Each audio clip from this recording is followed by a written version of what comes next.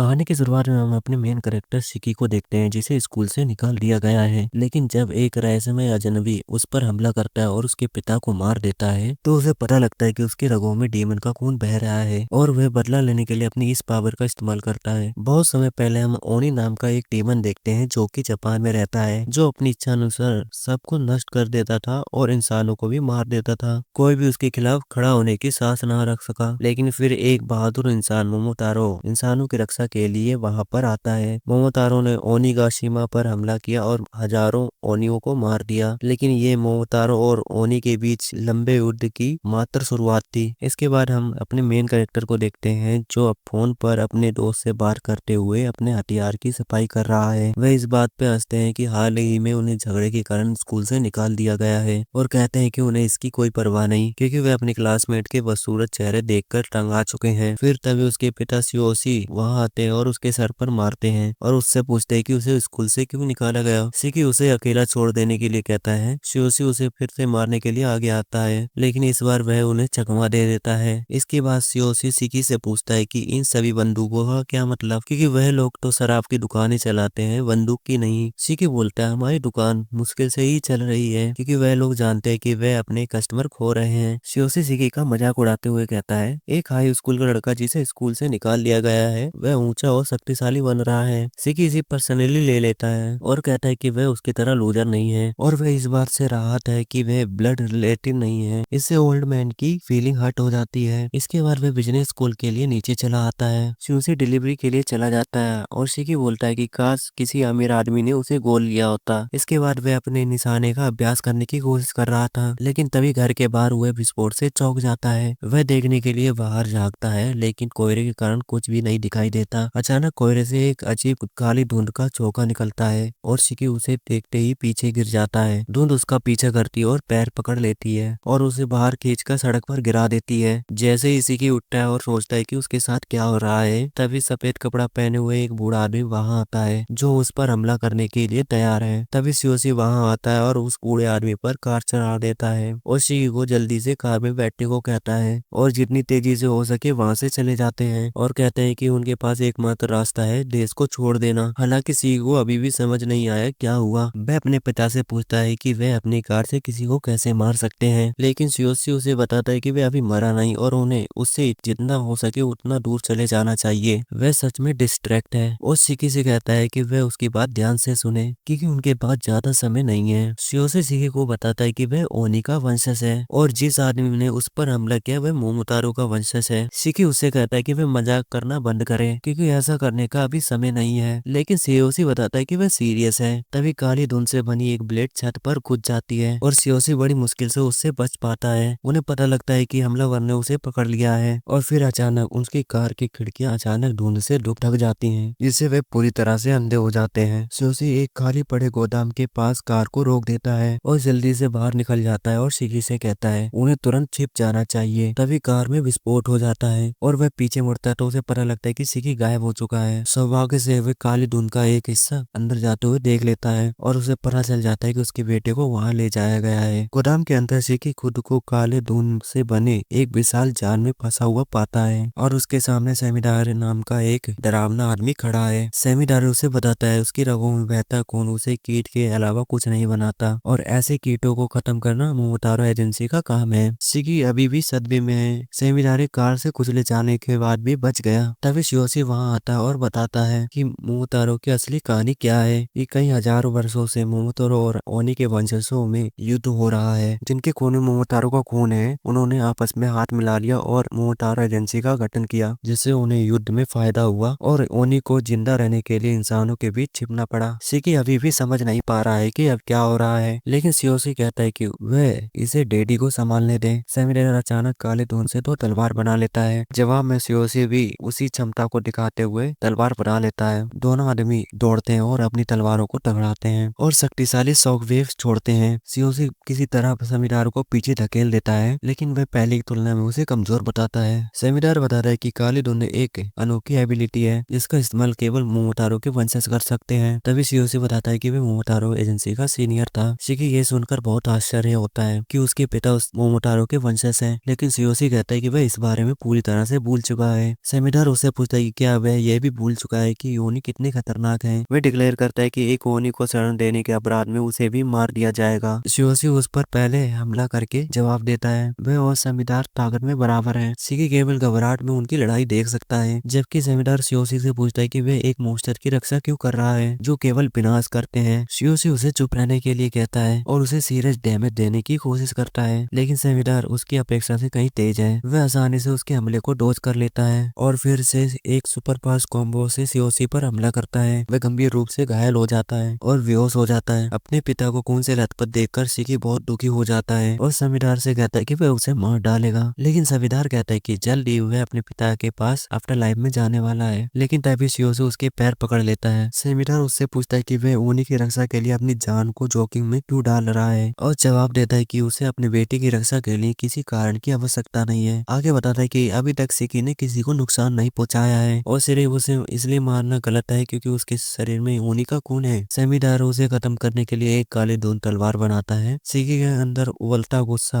आखिर में अपनी सीमा पर पहुंच जाता है। जैसे ही उसकी आंख लाल हो जाती है और कसम खाता है वह उसे मार डालेगा जो उसके पिता को चोट पहुंचाएगा, और उसकी डिमोनिक पावर अवेकन हो जाती है। उसके चेहरे के हर छेद से खून बहने लगता है और उसके सिर से डिमोनिक सिंग निकलने लगते हैं। शिकी चिल्लाता है कि वह जमींदार को मार देगा। जब वह आदमी उसे देखने के लिए पीछे मुड़ता है तो वह देखता है कि शिकी अब जाल से बना नहीं है। अगले ही पल खून से बनी बंदूकें उसके चेहरे के पास आती है। वह क्विकली अपनी रिफ्लेक्शन से सभी शॉटों को रोक देता है, लेकिन शिकी पहले ही उस जगह से हट चुका है। जमींदार सोच रहा है कि वह कहाँ छुपा है तो उसने इस छत से खून टपकते हुए देखा जहाँ शिकी उल्टा लटका हुआ है। जमींदार शिकी को खून से सना देखकर समझ जाता है कि वह अवेक हो गया है, लेकिन वह उसके खून से छेड़छाड़ करके लड़ सकता है। लेकिन ओनी से लड़ने में ये सबसे डरावनी बात नहीं है। शिकी उसके ऊपर झपटता है और शक्तिशाली स्ट्राइक से उसे पीछे धकेल देता है। जमींदार ने क्विकली टेबल को फ्लिप कर दी जिससे उसका हाथ कट गया, लेकिन शिकी ने पीछे छलांग लगाई और तुरंत उसका फिर से हाथ उग गया। इसके बाद वह पागलों की तरह चिल्लाने लगता है और जमींदार को पसीना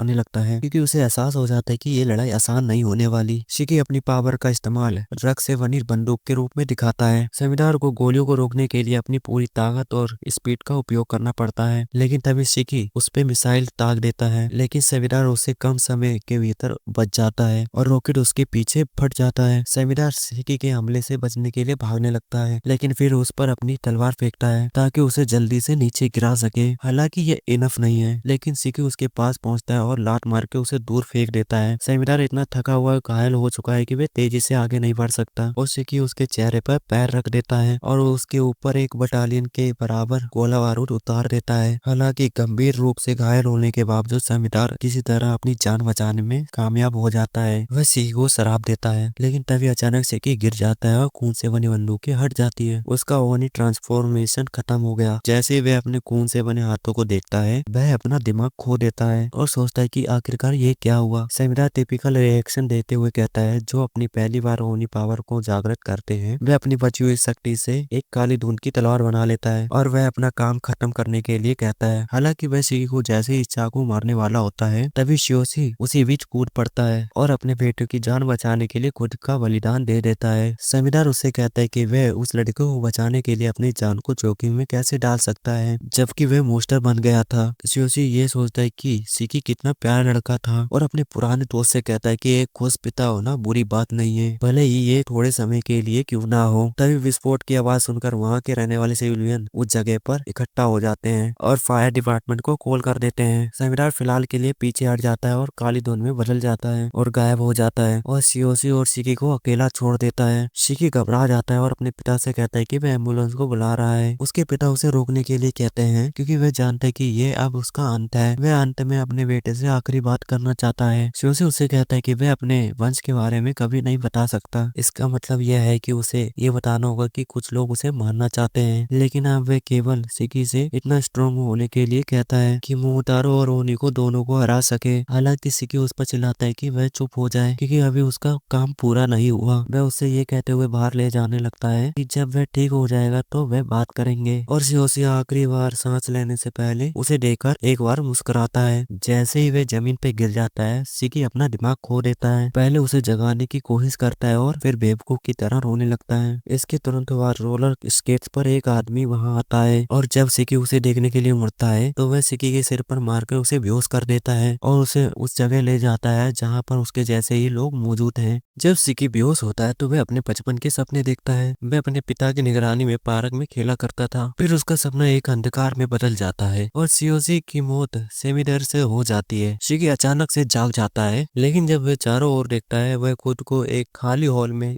कुर्सी के द्वारा बना हुआ पाता है। ठीक उसी समय उसके पीछे स्केटर लड़का जिसने उसे किडनैप किया था, वह अपने छाते के साथ एक हाथ से पुशअप कर रहा होता है और जैसे ही वह सिकी को जागा हुआ पाता है वह अपने पैरों पे खड़ा हो जाता है। इस लड़के का नाम नेडा होता है। नेडा भी एक ओनी होता है। वह अपने सींग निकाल के दिखाता है। शिकी ये देखकर कंफ्यूज होता है और वह नेडा पर ध्यान नहीं दे पा रहा है। वह नेडा से पूछता है कि वह इस समय कहाँ पर है। वह उसे बताता है कि उसके पिता की डेड बॉडी दूसरी जगह पर सुरक्षित रखी है। वह उसे वैलिडेशन के लिए लाया है। नेडा कोने में रखा व्हाइट बोर्ड सिकी के पास लेकर आता है। वह सिकी को करीब दिखाता है। वह चलने की बजाय स्केट्स का इस्तेमाल करता है। इसके बाद वह मोटार एजेंसी के बारे में समझाना शुरू कर देता है और कहता है कि उसने पहले ही एक ऐसे इंसान को देखा है जो काली धुंध को कंट्रोल कर सकता है और उसे एक हथियार की तरह इस्तेमाल कर सकता है। मोटार एजेंसी खोजती है और शिकार करती है और जवाब में उनसे लड़ने के लिए ओनी ने अपनी खुद की एजेंसी बनाई। नेडो बताता है उसका काम है सिकी जैसे अवेकन ओनियो को ढूंढना और उन्हें सुरक्षित स्थान पे लाना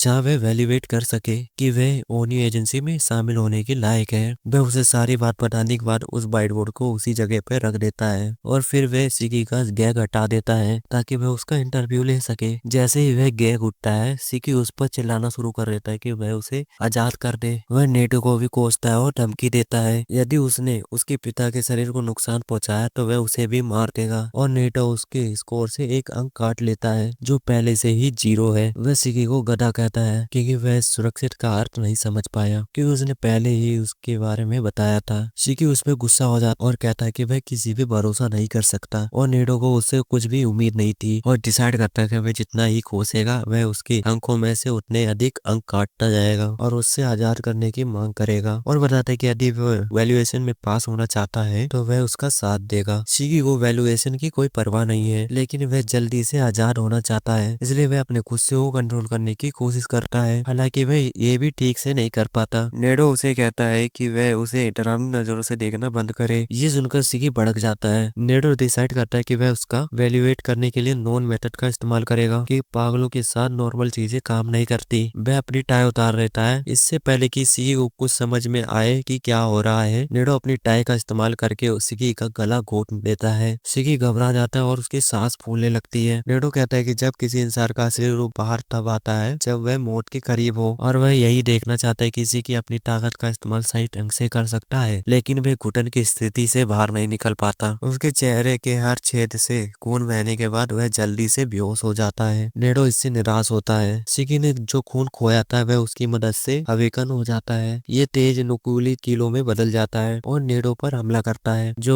बिना किसी परेशानी के हमले को डॉज कर लेता है। अचानक उसे पता लगता है कि खून से बनी एक गैटलिंग गन उसके सिर पर तान दी गई है और उसके पीछे सिकी बैठा हुआ है। वह नेडो पर गोलीबारी शुरू कर देता है और संतुष्ट होने पर पीछे हट जाता है, लेकिन उसके हमले एजलोट को छू भी नहीं पाए जो अपने खून से अपने आप को ढककर बचा लेता है। वह सिकी के स्कोर से 100 अंक काट लेता है क्योंकि वह यह भी नहीं जानता है कि अपने ओनी ब्लड का इस्तेमाल कैसे किया जाए और वह डिसाइड करता है कि इसे दिखाएगा कि इसे वास्तव में कैसे किया जाए। एक बार सिकी का यह रूप खत्म हो जाए तो उसे कुछ भी याद नहीं रहेगा। सिकी उसकी ओर अचानक झपटता है, लेकिन वह इस हर चीज के लिए तैयार था और फिर कुछ मिनट बाद सिकी को होश आ जाता है और सिकी हार चुका है और जमीन पे पड़ा हुआ है। उसे कुछ भी समझ नहीं आ रहा है कि अभी क्या हुआ, लेकिन तभी वह अपने लाल हाथों को देखता है और घबरा जाता है और उसे एहसास होता है कि वह आउट ऑफ कंट्रोल हो गया था। नेडो उसके ऊपर बैठ जाता है और कहता है कि यह स्वाभाविक है, उसकी याददाश्त खाली है कि कोई जब ओनी बनता है तो वह अपना दिमाग खो देता है। उनकी लड़ाई के कारण पूरे हॉल में खून ही खून फैल गया है। सिकी नेडो से कहता है कि वह उसे ऑर्डर देना बंद करे क्योंकि वह भी अपने खून का हथियार के रूप में इस्तेमाल कर रहा है। नेडो तुरंत अपना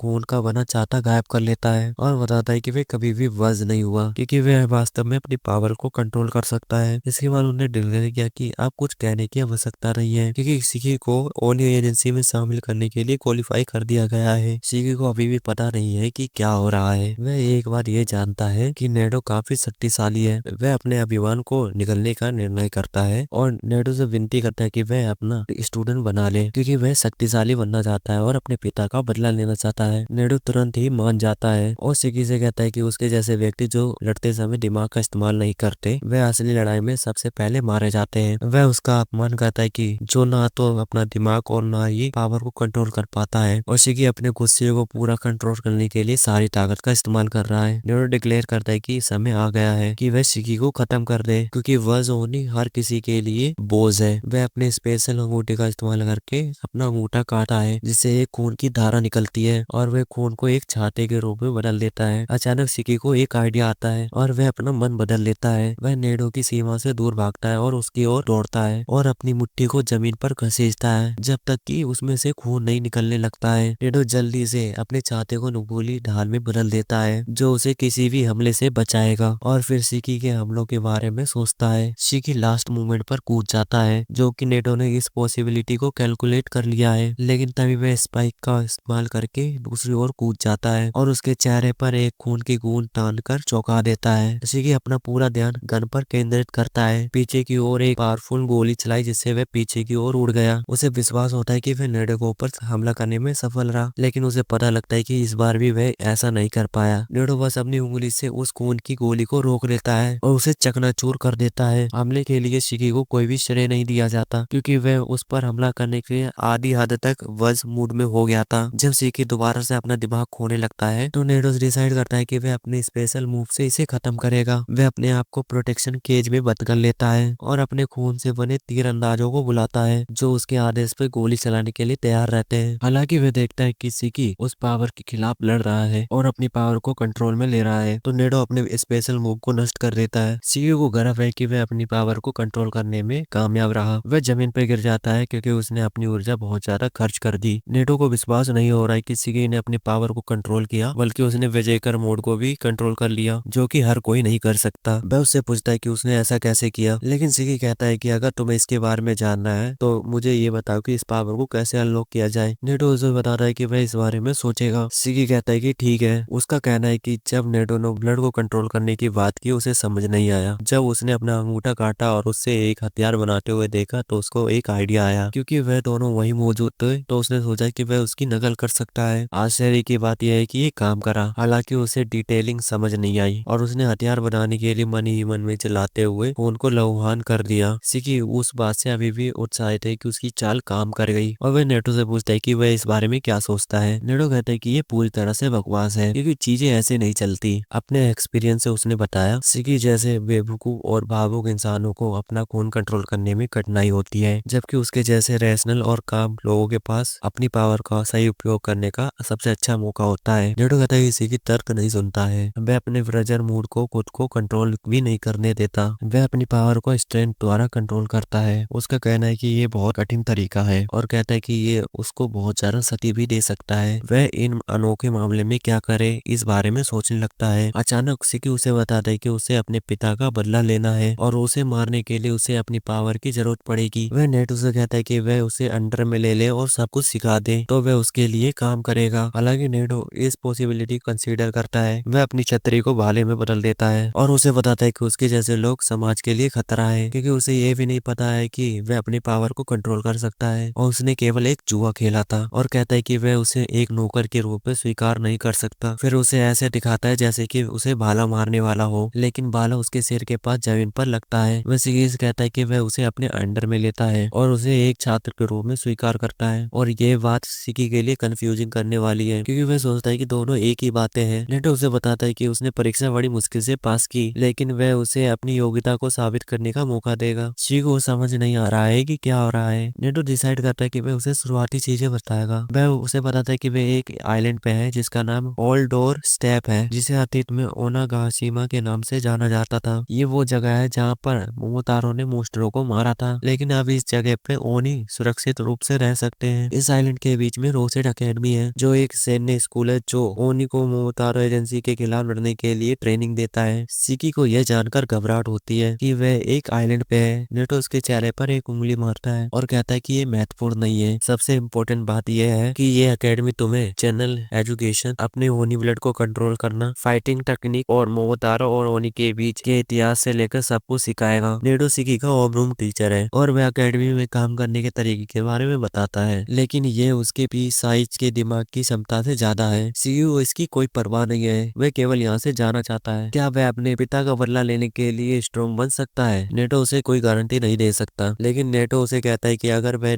मोहतारो एजेंसी से लड़ने के लिए स्ट्रॉन्ग नहीं बना तो उसे स्कूल से निकाल दिया जाएगा। जल्दी वह तैयार हो जाता है और अलग तरह से स्कूल में जाने के लिए एक्साइटेड है। नेटो उसे चेतावनी देता है कि कुछ दूसरे लोगों ने भी पास किया है और संभवतः उनमें सबसे कम स्किल है। अचानक सेकी को अपने पिता की याद आती है और वह नेटो से पूछता है कि उनका शरीर कहाँ है। नेटो जवाब देता है कि उन्होंने उसे पुरना घर इसलिए रखा है क्योंकि नेटो चाहता है कि वह सिकी अपने विश्वास के अनुसार अंतिम संस्कार कर सके। सिकी अपने पिता की मौत के बारे में सोचकर थोड़ा उदास हो जाता है। नेटो उसे बोलता है कि उदास होना समय की बर्बादी है और उसे स्ट्रॉन्ग बनने में ध्यान लगाना चाहिए ताकि वह अपना बदला ले सके। सिकी कहता है कि वह एक अच्छा लड़का लगता है। नेटो को यह बात अजीब लगती है और भागते हुए सिकी और कहता है कि अगर वह उसे पहले क्लास में नहीं पहुंचा तो उसे निष्कासित कर दिया जाएगा। सिकी उसे किसी तरह पकड़ लेता है और सोचता है कि अपना ऑरा बनाने के लिए क्लास में कैसे जाना चाहिए। नेटो उसे दरवाजे से धक्का देकर निकाल देता है। सिकी को लगता है कि उसका ऑरा नेगेटिव में चला गया है और वह अपनी नाक से खून पूछने के लिए एक लड़के से टिश्यू मांगता है, जिन उसके टीचर से भी बड़ा एज लोड निकलता है और सिकी से कहता है कि वह उससे बात ना करे। सिकी इस बात से गुस्सा हो जाता है और उसे चिढ़ाने लगता है कि उसके पास अभी तक सींग नहीं आए। जिन अपने सींग निकालते हुए कहता है कि वे केवल एक नौसिखिया है जो अपने सींगों को कंट्रोल नहीं कर सकते, वह हर समय दिखते हैं। ये बात एक लड़के को पसंद नहीं आती जिसका नाम अखरी है, जो अपनी सींगों पर कंट्रोल नहीं कर सकता। क्लास के अंदर टेंशन बढ़ने लगती है जब सिकी जैन के करीब पहुंच जाता है और उससे झगड़ा करने लगता है। इससे पहले की चीजें खराब हो, नेटो उनके पीछे आ जाता है और सिकी खुद को जिन के बगल में बैठा हुआ पाता है और उसे पता भी नहीं लगता कि ये कब हुआ। जिन भी उतना ही शौक है, लेकिन नेटो के पास अपने छात्रों की राय जानने के लिए समय बर्बाद करने का समय नहीं है। वह उनसे कहता है कि वे पहले लेसन में टैग का गेम खेलने जा रहे हैं। वह सभी छात्रों को जंगल में ले जाता है और उनसे कहता है कि उन्हें स्कूल वापस पहुंचने के लिए 1 घंटा है और उन लोगों को उसे पकड़े जाने से बचना है। आगे नेटो बताता है कि जो समय रहते स्कूल वापस नहीं आया उसे निकाल दिया जाएगा और उसे सिकी की आपत्ति पे कोई परवाह नहीं। इसके बाद वह स्टूडेंट से कहता है कि वह अपनी पावर का इस्तेमाल कर सकते हैं और वह अपनी पावर का इस्तेमाल केवल तभी करेगा जब कोई परेशानी होगी। जिन कॉन्फिडेंस से बोलता है कि अगर वह अपनी पावर का इस्तेमाल नहीं करेंगे तो वह उन्हें जान से मार देगा। नेटो को उससे कोई दिक्कत नहीं है, इसकी वजह वह कहता है कि अगर कोई उसे मार देगा तो वह यहाँ से चला जाएगा और फिर वह मोहतारो एजेंसी से लड़ने के लिए किसी भी रास्ते में शामिल हो सकते हैं। इसके बाद वह कहता है कि स्कूल वास्तविक जीवन की चुनौतियों के लिए तैयार करने के लिए है और वह उनका टेस्ट लेगा। वह सभी से पूछता है क्या वह तैयार है और सिकी कहता है कि वह अपना सर्वश्रेष्ठ देने जा रहा है और परीक्षा में टॉप करेगा।